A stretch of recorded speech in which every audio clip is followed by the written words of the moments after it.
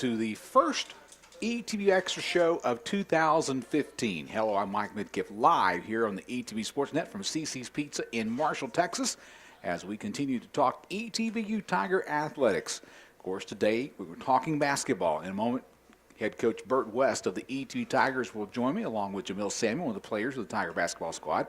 Also later on the program today, we'll be hearing also from Lady Tiger head coach Dustin Howard and one of his players, Amber Carver.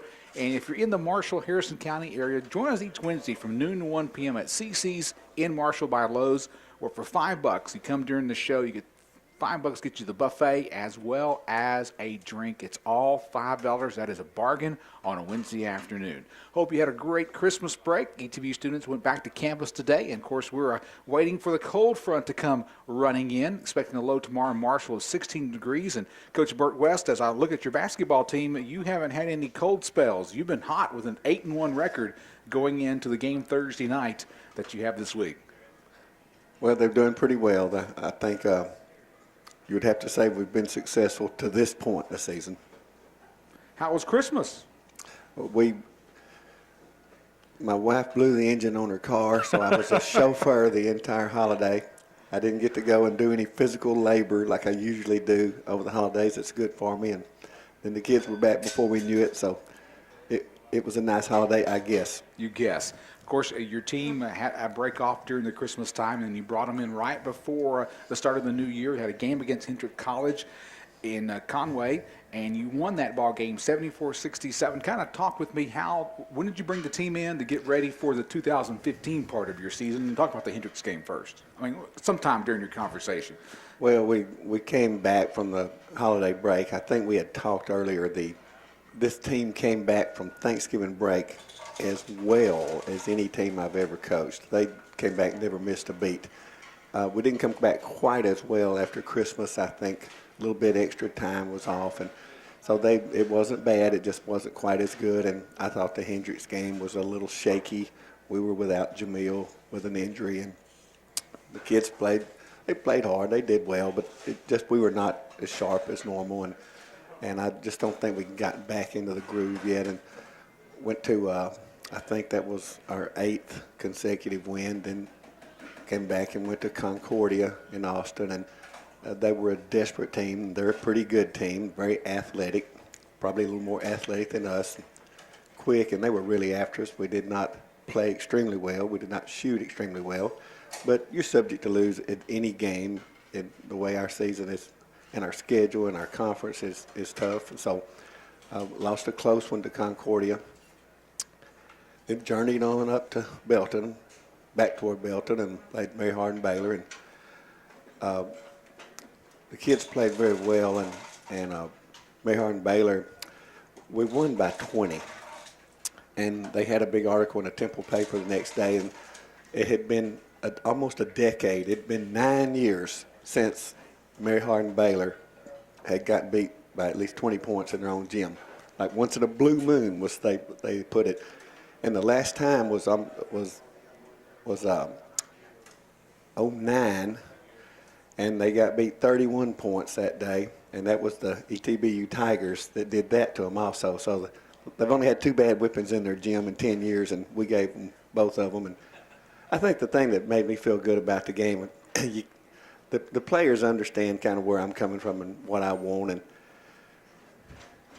they know the difference when I'm happy because of the way we perform, not necessarily whether you won or lost. And I was really happy. I had 3 or 4 coaching friends at the game, and I was getting text messages after the game, and they were talking about the heart and the character that our team played with.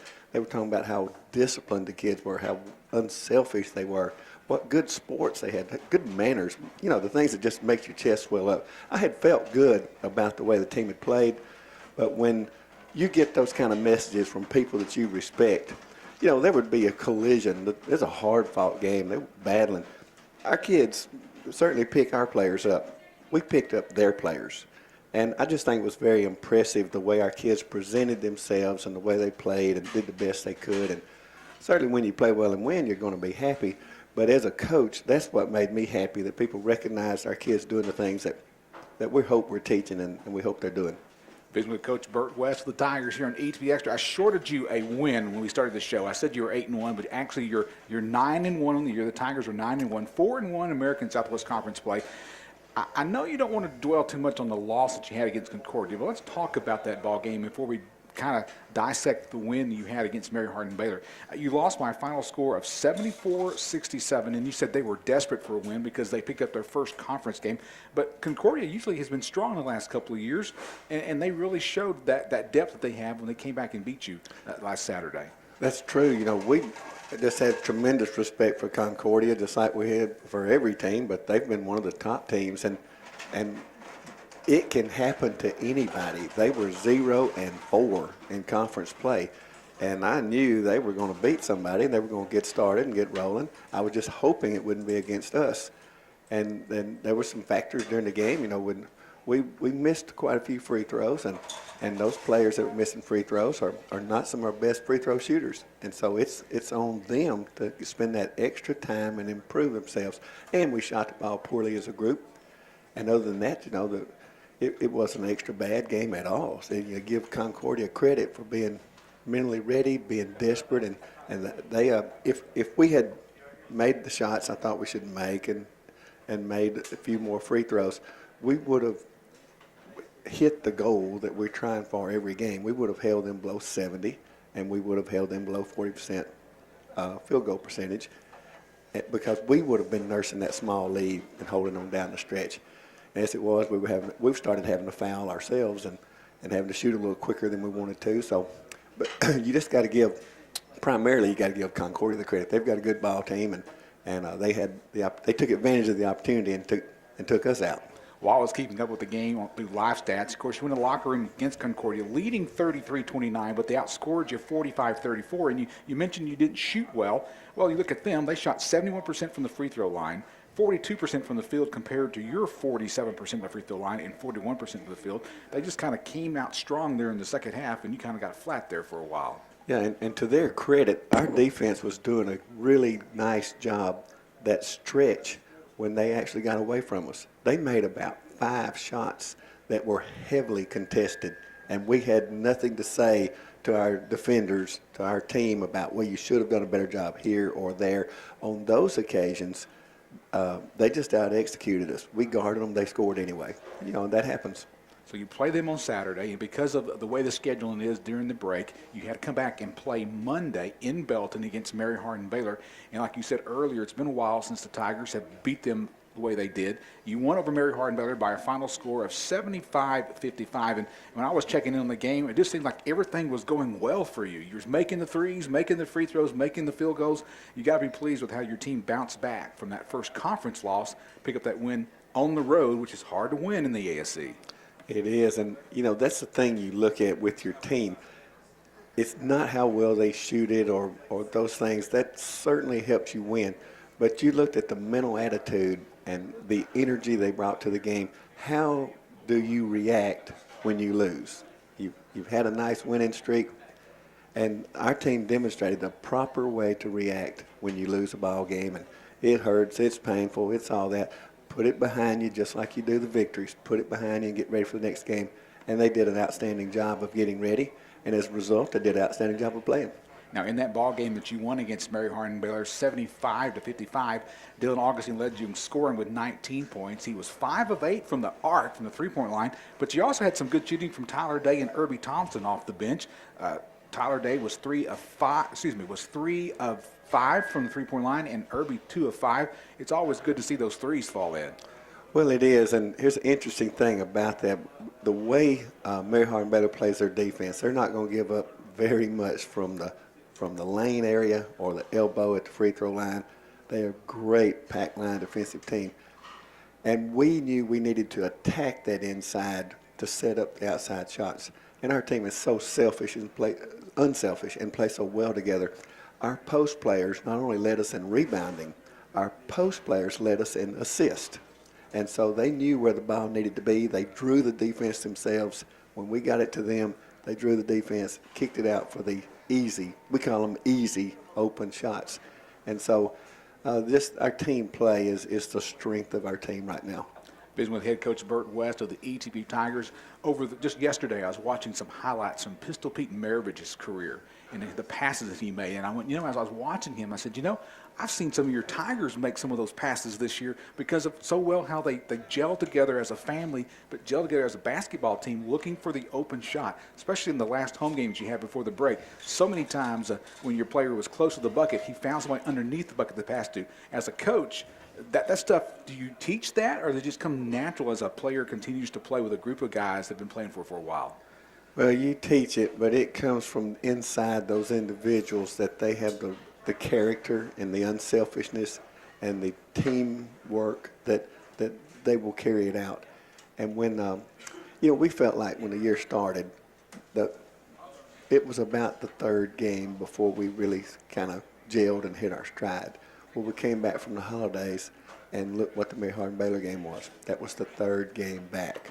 And so these kids have done such a great job of working, listening, improving. And so now we feel like we should be able to go play, several good games in a row. That being said, though, you're subject to lose any night. We feel like we can beat anybody on our schedule, but we understand that anybody on our schedule can beat us. You're in a brutal part of your schedule with 5 consecutive road games. It started off with losing to Concordia. Then you win against Mary Hardin-Baylor, and now you got 3 ahead of you, UT Dallas, Hardin-Simmons, and Louisiana College. Let's talk about your next game coming up Thursday night in Richardson as you face University of Texas at Dallas. They're 3-3 in conference, 8-3 on the year. They started off kind of slow but have gained some momentum, and you got a battle ahead of you Thursday night when you go to Richardson. Yeah, those people have been good for a long time. They played with an All-American on their team about 7 years in a row. So how can you do that with 7 years in a row? Oh, it's not the same All-American. Not the same one. All right. And so they're used to being successful, and they've had success against us in recent years. And I'm the only one on our team that remembers beating them on a regular basis. So we've got to get that over to the players. It's time it's a new day. We've got to make a move on them.